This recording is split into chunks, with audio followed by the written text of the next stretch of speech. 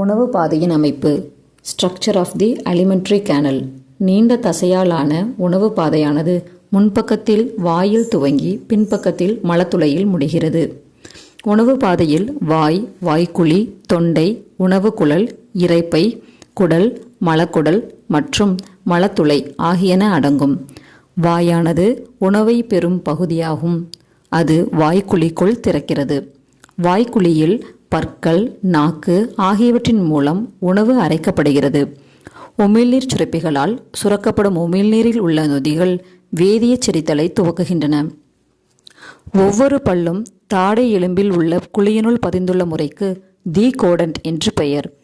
மனிதன் உட்பட பல பாலூட்டிகள் தன் வாழ்நாளில் இருமுறை பற்களை முளைக்கும் தன்மையுடையன.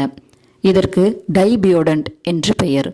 முதலில் தோன்றும் 20 தற்காலிக பால் பற்கள் உதிர்ந்து பின்னர் 32 நிரந்தர பற்கள் தோன்றும்.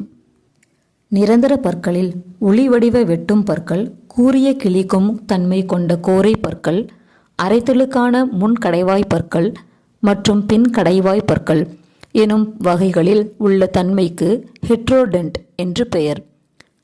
கால்சியம் மற்றும் மெக்னீசியம் ஆகியவை பற்களின் மேல் படிந்து டார்டர் அல்லது கால்குலஸ் என்னும் கடினமான படிவை ஏற்படுத்துகிறது. இந்த படிவிற்கு பற்றுப்படலம் பிளேக் என்று பெயர்.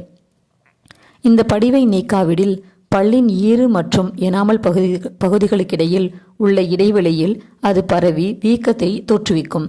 இதற்கு ஈறுவீக்க நோய் என்று பெயர். ஈறுகள் சிவந்து இரத்த கசிவு ஏற்படுதல் மற்றும் வாயிலிருந்து துர்நாற்றம் வீசுதல் ஆகியவை இந்நோயின் அறிகுறிகள் ஆகும். உணவு மெல்லுதலில் பயன்படும் பற்களின் உறுதியான பகுதி எனாமல் ஆகும்.